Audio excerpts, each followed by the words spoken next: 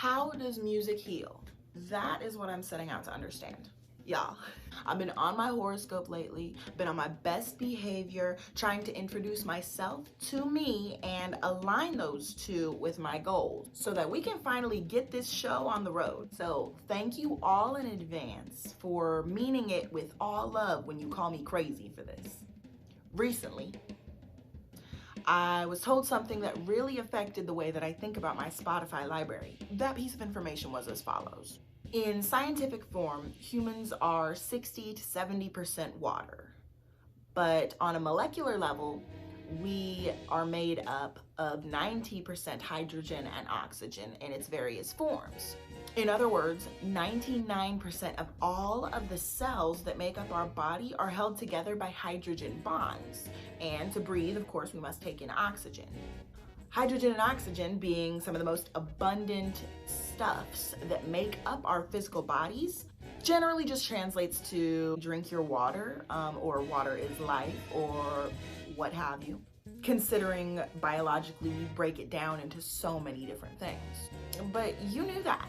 That makes sense to you. What you might have not known was that water is one of the best mediums through which stuff, things, information can be transferred from point A to point B.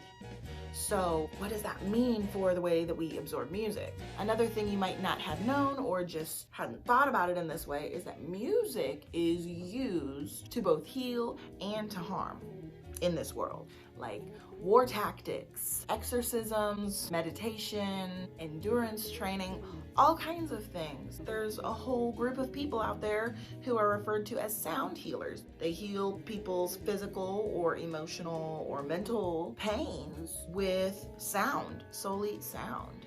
Singing together helps us to bond as people. It helps us to let off stress as we release oxytocin, much in the same way we do while we are breastfeeding or engaged in sexual activity. But I am not a spiritual guide, I am not a doctor, and I don't necessarily have any offerings for my viewers.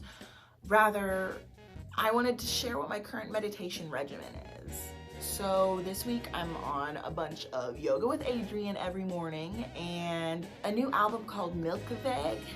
It's by James Zhu, Metropole Orchestre, and Jules Buckley.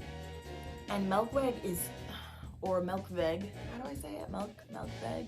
I don't know. I took German long enough that now it feels like I'm never playing by the rules of pronunciation, but what can you do?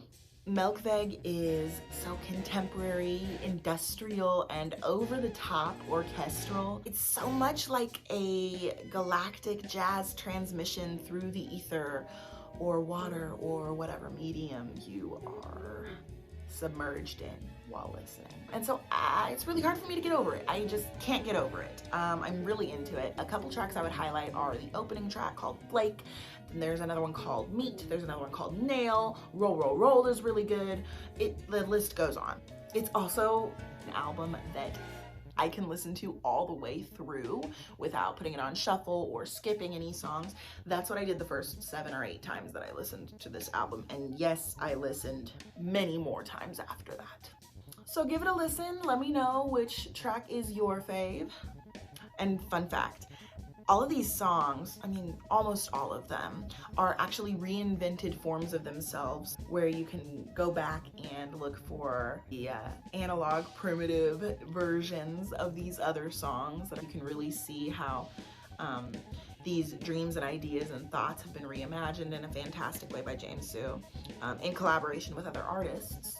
And that's totally what I'm going for too. Dang, that's awesome. He got a whole orchestra. James Zhu has a new admirer, and with that said, have yourselves a lovely Friday, Saturday, Sunday, or whatever day you are watching this transmission on. If you're watching this video on its air date, which is November 14th, 2019, that means you are 6 days away from seeing Orquesta del Sol Sol jam in honor of the Transgender Day of Remembrance that we're having here in Kansas City, aka November 20th. 8 days till the Black Creatures melts face with small waves at the Brick, aka November 22nd. 13 days till Orquesta re-indigenizes on the eve of what should be Indigenous Peoples Day at the Brick also, aka November 27th.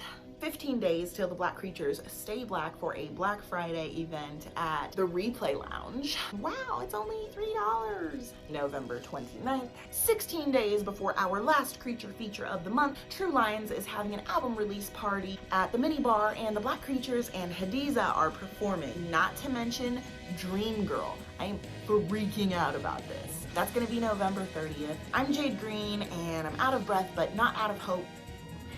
Peace.